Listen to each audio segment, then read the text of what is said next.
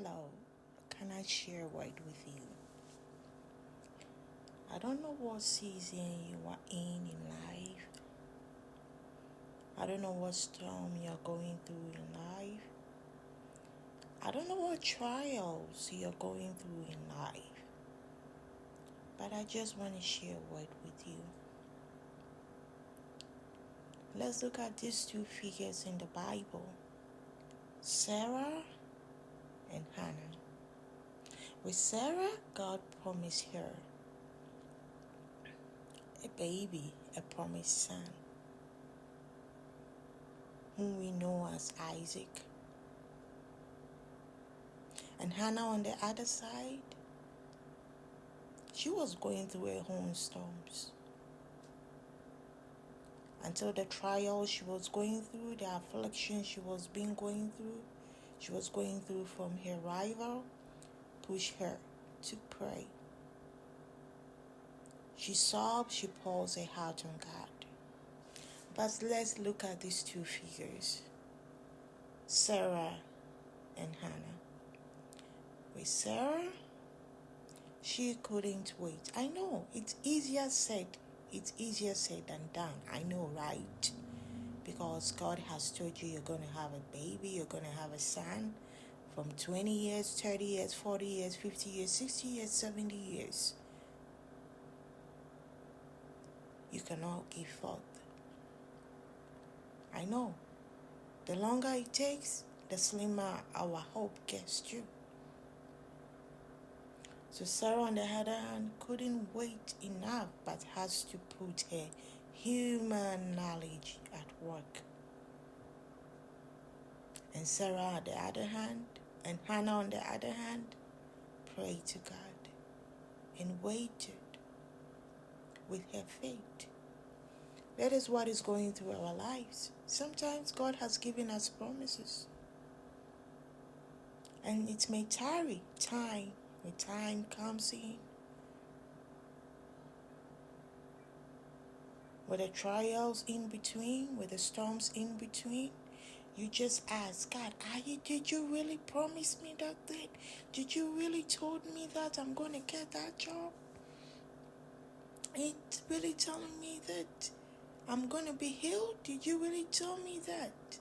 I'm going to give birth? Did you really tell me that?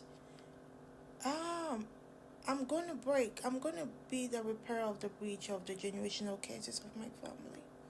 Did you really told me that my finances is going to pick up again? But why? It seems it's taking so long. You keep on asking yourself, did God really told me this? So that most of the time that push us to lead God, to put our faith aside and take things in our own hands. And eventually everything breaks up. But no matter what we do, if we are able to wait on God or if we go astray, God keeps to his promise. After the birth of Ishmael, God still came through for Sarah and Abraham. And they had Isaac. And Hannah on the other side, we had the great prophet Samuel. Brethren, I just want to tell you something today. Whatever you're going through, the storms of life, the trials, the affliction, the tribulation you're going through life, you alone, you your own self, know what you're going through. You alone, your own self, on your solitude.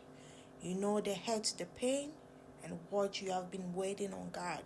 But it seems it's tiring. It means time is tiring. It means the chances to you when you see things are getting slimmer and slimmer and slimmer. But I just want to tell you, when all hope lost, when you feel like you have been deserted by God, when you feel like God is so quiet, please pour your heart to him. Talk to him. Talk to God. For his word says in Isaiah 43:2 going, says, when you walk through the water, he's with us. When we walk through the fire, he's with us. When we walk through the furnace of fire, he's there because he hasn't forsaken us. Neither has he abandoned us. And let me tell you what Joseph went through. his second trial, when Pharaoh's wife put him back to jail. One of the jailmates was like, "Where's your God? Why would you call on your God to help you?" And what did Joseph said? God's silence does not mean absence. Brethren, beloved, let me tell you, God's silence does not mean absence. Just hold on to God. I know sometimes we give up.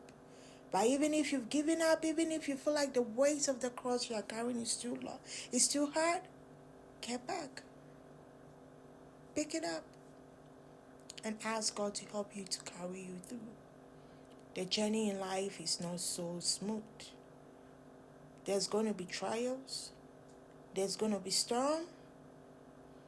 And we did not come here. Life is not all about fulfilling the needs of the flesh.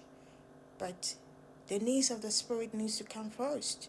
Because we are made up of flesh, body, and soul.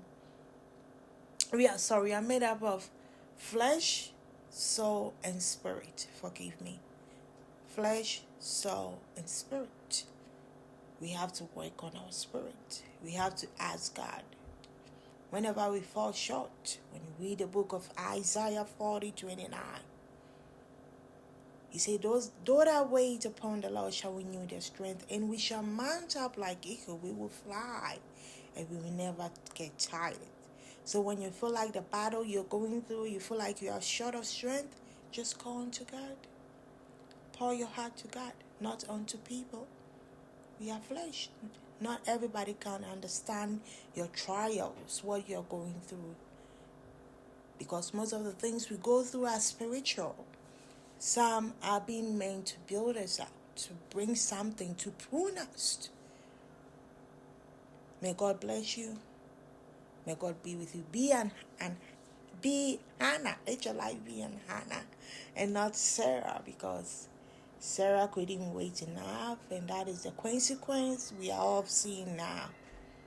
After years by, what is going on in the Middle East, that is what we are seeing now.